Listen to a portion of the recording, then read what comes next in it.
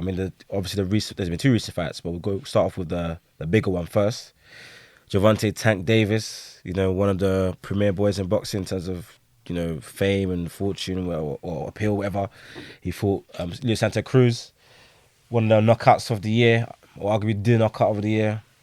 I mean, what's your guys' thoughts on that? He knocked him through the ropes, didn't he? Yeah, that uppercut was lethal. I feel like that's probably knockout of the year for me. Guess what his KO percentage is? Well, I'm guessing it's high 90s.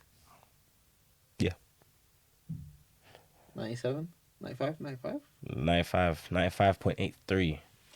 Well, 23. He sent the young boy to sleep. I think his only fight that it wasn't a knockout was a TKO anyway. Was it? No. There's been one fight I think went the whole way through. He's young. Tank is young. He needs to just fight more credible guys. That's it, basically. This is the fact, guys. His size, like I said. I mean, Santa Cruz, that was a good fight until saw Floyd in the ring. Floyd was guiding for that whole fight. Pretty much. You could see he was looking over at Floyd every time. I was literally paying attention to the fight, and you could just see him every time he was like trying to throw a punch or do whatever. It's like he was constantly kind of seeking Floyd's approval at the side. But you mentioned there that he should be fighting guys his size. Yeah. But Leo Santa Cruz was really giving him trouble, though. And if that's a bad time, because if it's someone like Teofimo, Devin Haney, or Ryan Garcia, he could be in trouble. I mean, even though his division is lightweight, he's still short. I think my problem with Tank is that even though with all the knockout power and everything, for me personally as a boxer, or just watching it from, my point of view, he gets hit way too much. Yeah. For me personally. That's why he's probably fighting a lower... You can only do that for so long. I mean, if you're going to campaign as a lightweight, you're going to have verbal spars with these guys like Haney and Ryan Garcia and Teofimo Lopez. You need to fight those guys. I mean, they've sparred, to be fair, Teofimo Lopez and Tank, and it's a good spar. I mean, he does get hit too much, and which is strange in a sense because he's coached by, managed by Floyd Mayweather and them guys there, and those are the sort of things that you would expect Floyd Mayweather to clean up, and this hasn't happened. Well, it's not Floyd. Obviously not Floyd, but I'm not to box like Floyd, but that side of the game, the defensive and being elusive, we would expect it to be better than it is. How hands-on do you think Floyd actually is? I mean, by the way he fights, it's not as... To be honest, they've had a few tiffs and that, so I could buy into I think they did have a falling out, didn't they? Floyd always has falling outs with guys that try to be like him, though. Him and Bruno. That's a love-hate relationship. That's a weird relationship. I mean, Floyd, if you listen to Floyd, he'll love you. If you don't listen to Floyd... No, wait, Bruno loved him, fam. Bruno loved him at one point. I don't know why. I can't remember how they fell out, but it was probably over some BS, man. But look at Bruno now. See? Bruno said he has no cash. Look at Bruno now, I mean... The problem. Man's going court like, first, if you're with me, you're going to win. Hey, Bruno was good, though, in his day. He's still a freeweight world champion. He's probably a Hall of Famer. Resume is good, He's a Hall of Famer, yeah. He's freeweight world champion. He's a Hall of Famer. Hall of Fame is a big shout. I think he is a Hall of Famer. The way especially the way they do box Hall of Fame. What, he's freeweight world champion. Freeweight, yeah. I mean, if I go through series, he's probably once beaten some incredible guys. But he's got some terrible losses, and most of his losses are to serious guys or to guys that are bigger than him. Yeah, Maidana. He's bigger than him. What's his name? Porter. He's bigger than him, and who are good fighters as well. And obviously Pacquiao, one of the greatest to ever do it. He should have never come up in weight, in my opinion. I Pacquiao felt he wanted to be too much like Floyd and do all the steps.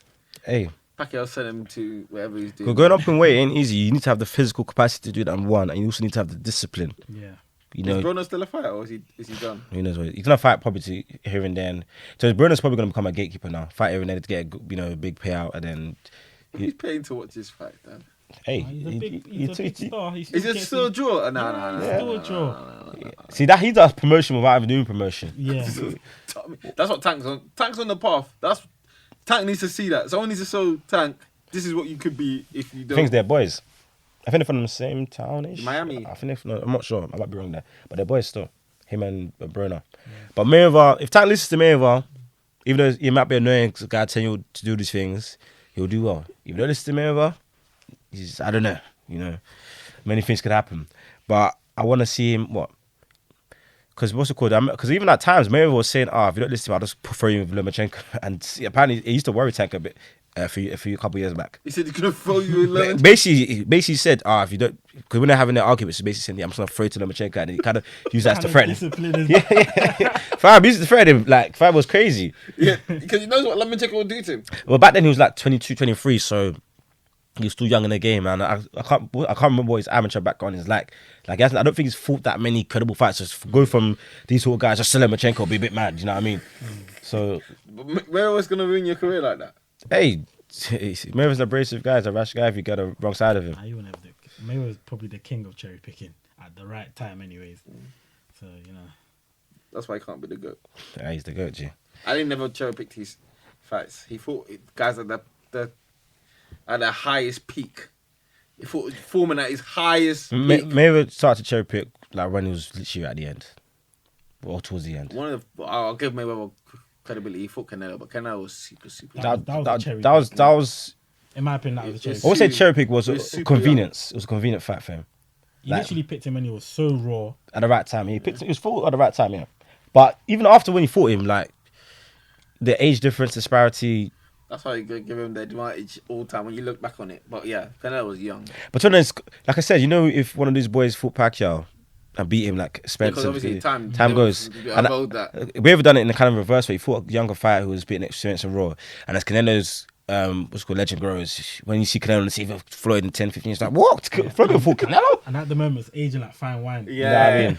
It's like, maybe I was like, yep, this is what Canelo's career is going to be like. Yeah, Canelo goes up to cruiserweight. If he smacks someone up, yeah, Canelo's like, yeah, but I beat that guy. Because Mayweather's the only guy he's lost to.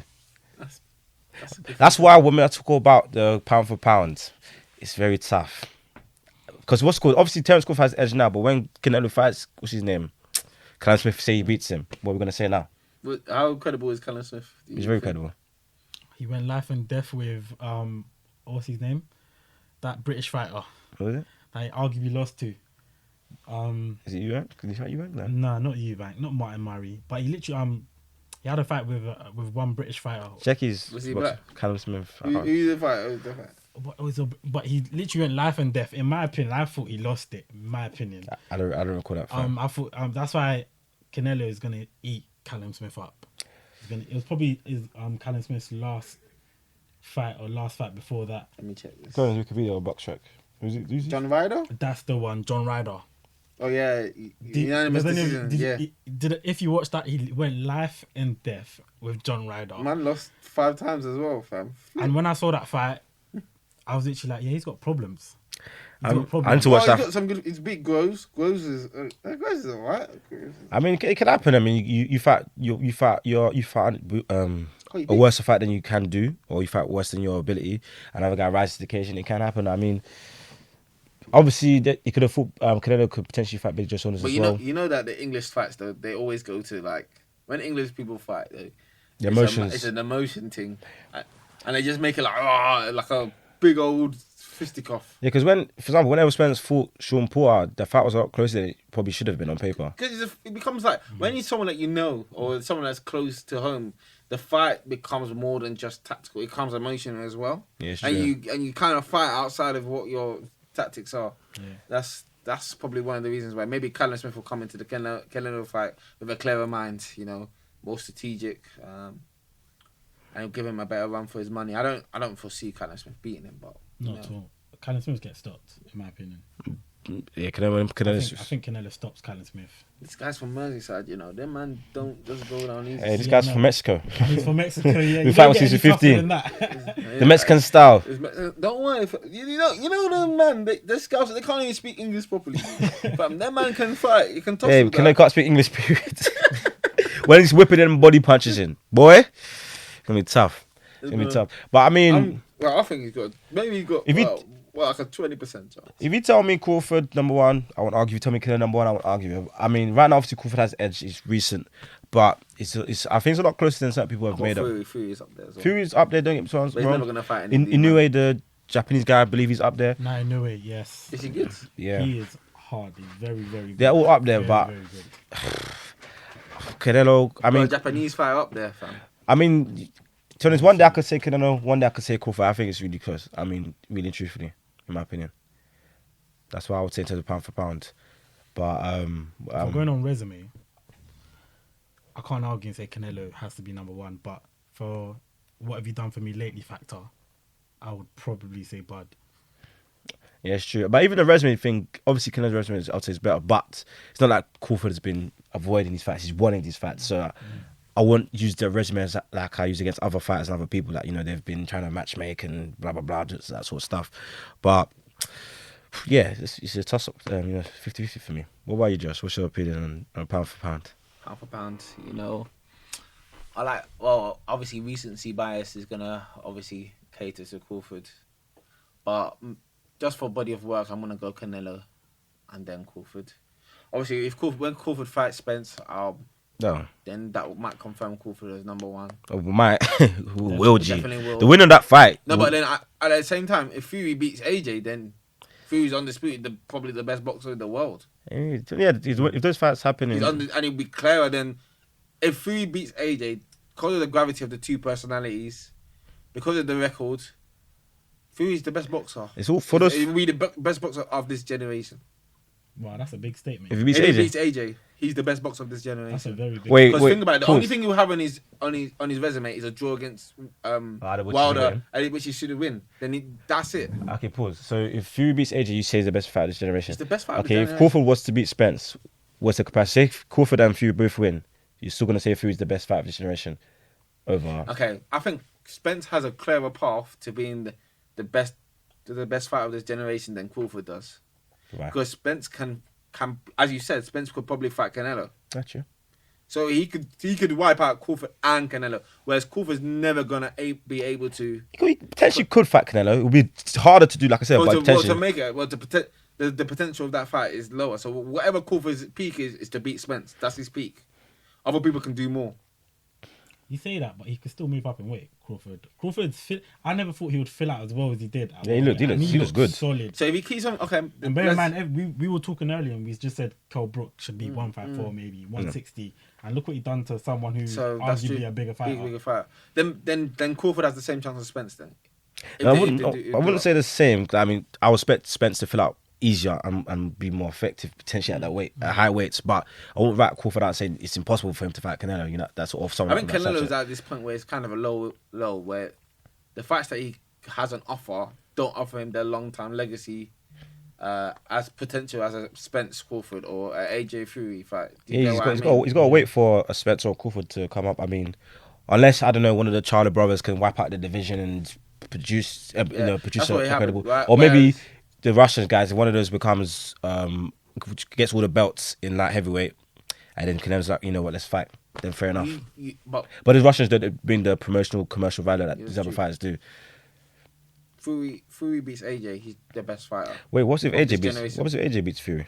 Say they fight twice. AJ beats him twice. Against Ruiz will always haunt him. That's unfair, That's unfair. It's not my fault. It just haunts him. He beat him though. But he beat Fury. He clinically beat him the second time. But you go off Fury about how he's such a slick boxer and everything. But I feel like even Ruiz's second fight, people don't give AJ credit to make back to. Remember, he went back to the drawing board and he changed up his style. I'll give AJ that, which no one thought he could do. But in fact, you look back on history and be like, remember that night when AJ went into that fight with Ruiz and he was underprepared. That's heavyweight boxing. That's heavyweight boxing. I mean, like I said before, heavyweight boxing, no one goes undefeated. To only have a draw in the heavyweight division. I mean, Fury was to go undefeated, fair enough. Yeah, so Fury's got more potential. His legacy is just greater. No, but if he beats AJ. I feel like it's difficult because if you want to really get technical, there's fights Fury should have got an L. Like John McDermott, he lost that fight. There's no discussion. So when you're now. Okay, I hear you. Do you know what I mean? But the L on the resume, but the in boxing, the L on the resume means so much to these fighters. Fair enough. For heavyweights, that's never applied for me. Yeah, because heavyweight division is so different. It's one punch, you're done. I mean, like I said, in the history of the sport, only one guy's gone undefeated. You know what's going to happen? This is probably like Fury's last year. 2021 is probably Fury's last year. I wouldn't be surprised either. I wouldn't even be surprised if him and Joshua just never happened. Yeah. Fury for me is just so unpredictable. He's impulsive. And for me, obviously I rate Fury, obviously he's really good, but I feel like he's hit his ceiling. Yeah. Whereas I feel like with Joshua, he's got still more. He's still got more. Joshua's probably got like 5, 6, 7 years left. Remember, he started very late. Yeah, he started very. He's got a lot of time left, Joshua. Started very late. But so that's another thing. Joshua has more time for him to fail after this fight. You get what I mean? Fury's probably in the back nine of his career. This is probably his last fight. If Fury comes back after this, then he's lost ideas. He said he'll fight White, but Fury says a lot of things. Yeah, Fury, I would take that with a pinch of salt. He says a lot. It would beat White though. That would be a stupid fight to have. Hey, White can't compete with Fury. You never know, man. Do you know what Fury would do? Fury would just pound him like for 12 rounds. Because White will stay. White's not going to give up. He's going to just get pounded. He might get knocked out. Yeah, no, White wouldn't come to. It's not a boxing match. Yeah, White will have to. White will come to brawl. Yeah. And Fury would just say, "Okay, you brawl there by yourself. I'm gonna just keep on jabbing you and just keep him at distance. Yeah, hurt you." And he knows that the undercut, the uppercut hurts him. So that's it. I think to round it off. So right now, obviously we said our best fighters, didn't we? Yeah. Right now, what is the premier fight you want to see? And then we can one just one fight right now on paper. What is the premier fight for boxing right now? What will get the most pay-per-view buys? What will be the fight you'll stay up late in the morning for? What's the fight? I mean, I have two, but I'll go with one. I'll probably say Fury AJ. I mean, if I would go buy a ticket, get there. I mean, I'll be there front row. So well, no, not front row because the front is thousands of pounds, but I'll be there. Risk your savings for that. No. Man sitting high up, so you might as well just be at yard then. No, I'll get a good seat. Like I'll spend a good amount, but I wouldn't spend thousands. I'll spend a good amount for that fight. And you? So I was trying to think because I want to say AJ Fury. That's like that's the golden ticket fight right there. I feel that would, that would shape. I feel like there's just a lot more rivalry behind that fight. It's just so much politics. Yep. Network. Eddie Hearn, Frank Warren. I genuinely believe it will probably be the most anticipated fight of our generation. And I can even say probably even more than Mayweather Pacquiao. Like I really do believe that would be the fight that would be like, yeah, boxing's here to stay. I mean, yeah. I mean, the other fight I had. What's yours actually? I think it's Fury AJ. Just for that, it'll be that's legacy defining. It's generational defining fight. It's a fight that's going to be like, in 30 years' time, remember that Fury AJ fight? Definitely. The same way Mayweather Pacquiao is probably like, remember that fight, and then you come up with all the excuses that one had and all that. That's always going to be there for history. My shoulder.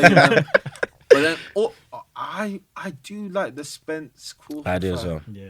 I do really, really like that on paper. But I don't think it was so well here. No.